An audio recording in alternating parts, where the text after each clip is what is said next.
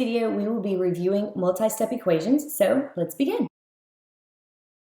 Okay, solving equations. So the first thing I do whenever I solve an equation is I like to put or draw a line down the middle of the equation. It helps me to keep the left hand and the right hand side distinct.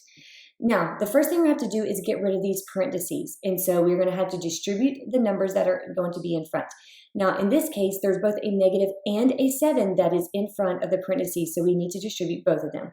So we'll have 3x minus 14x, and then the negative 7 times negative 13 turns away a positive 91. On the right-hand side, we will need to do the same thing. You should get negative 6x plus 27. Now, before we go any further, I noticed that we have two different terms on the left-hand side that both have an x.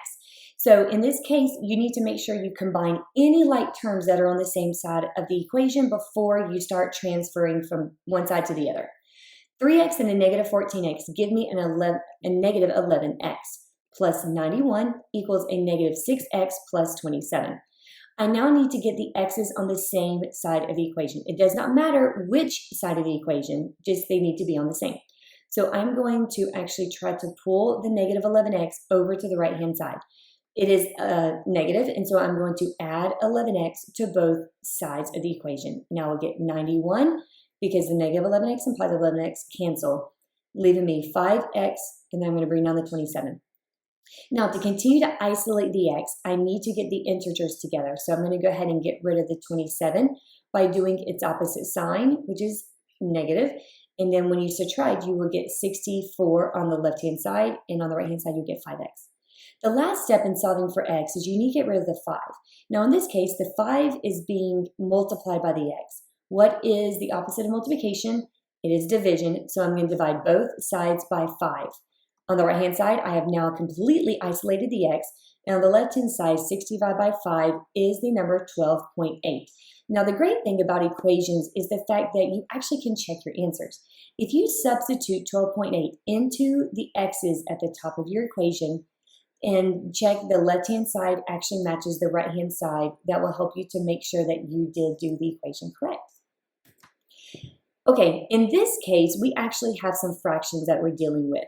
Now, there's a few ways you can actually solve this. Because the fractions are all on the same side of the equation and they're all dealing with the term of x, I'm going to go ahead and just make sure I have a common denominator. So 2, 5, and 3 all have 30 in common. So in order to recreate the fractions with the new denominator, 2 times 15 gave me 30. So I'm going to multiply the top by 15 to give me 15x. 5 times 6 gives me 30, and so 6 times x gives me 6x. 3 times 10 gave me 30, and so 10 times x gives me 10x. Now in the next step, we can go ahead and combine like terms since they're on the same side, and I will get 31x over 30, and that equals 31. Now, in this last step, we are trying to isolate the x. We have a 31 divided by 30 that is attached to the x that we need to get rid of. There's a couple of ways, again, that you can do this, but in this case, I'm actually going to multiply by the reciprocal. When you multiply by the reciprocal, the 31 and 31 divide out, and the 30 divided by 30 also divide out, leaving me x. On the right-hand side, in this case, actually, the 31 and 31 also divide out, leaving me 30, and so x actually equals 30. And again, you can plug 30 back in to the equation to make sure it actually did equal 31. Okay, now for solving an equation for a variable, it's a little more tricky because you're not getting an actual answer at the end. What you're doing is you're trying to get rid of everything else and put it on the other side. So in this case, we're trying to solve for h. So I need to get rid of the 1/2 and I need to get rid of the parentheses. First thing I'll do is go ahead and get rid of the 1/2. Now this 1/2 is being multiplied by h. There's two ways you can do this. You can either do the opposite of multiplication, which is division. So I could divide both sides by 1/2, but that's going to give me a division that has a fraction in it. The other thing you can do is you can multiply by its reciprocal. The reciprocal of 1/2 is 2 over 1. So I'm going to multiply both sides by 2 over 1. 1/2 times 2 over 1 cancel each other out. And on the left-hand side, I'll be left with 2 times a, which is 2a. So I have h and then the parentheses b1 plus b2. Now again, we need to isolate the x. This h is being multiplied by this parentheses.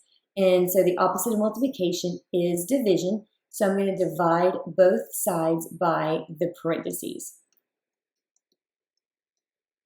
When I do that, I will get 2a divided by b1 plus b2. In this case, when you're solving for equation of variable, we actually have something good with the fact that we have the x already isolated on one side, but there's actually two different terms that have the x. So the first thing we're going to go ahead and do is go ahead and get rid of the negative 15 by adding 15 to both sides.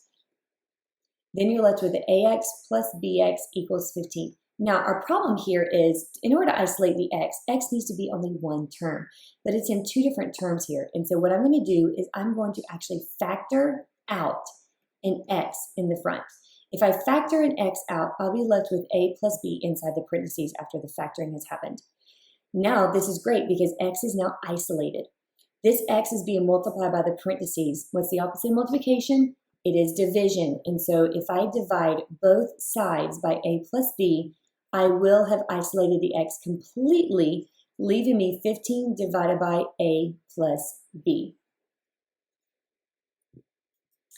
Next, in this equation, we have two things going on. We have x's on both sides of the equation, but we also have them inside parentheses. So the first step is we're going to need to distribute in order to remove the parentheses. I will get cx plus 2c minus 5 equals bx minus 3b.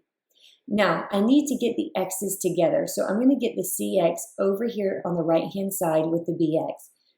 I'm going to subtract both sides by cx, leaving me 2c minus 5 equals bx minus cx minus 3b.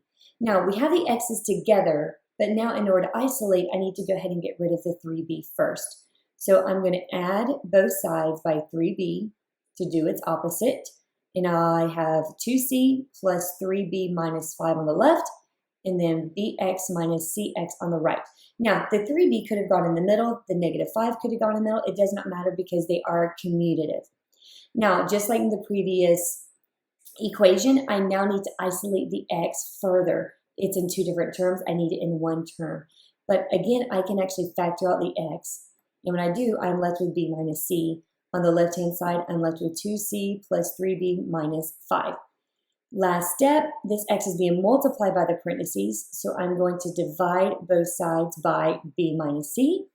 And on the left, I'm going to, again, divide both sides by b minus c. And I will finalize the equation by rewriting it over here. Now, I do want to remind you that you cannot cancel these b's.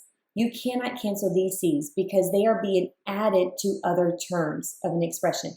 So please make sure you understand that this is the finalized. You cannot reduce this any further. And that concludes our review of multi-step equations.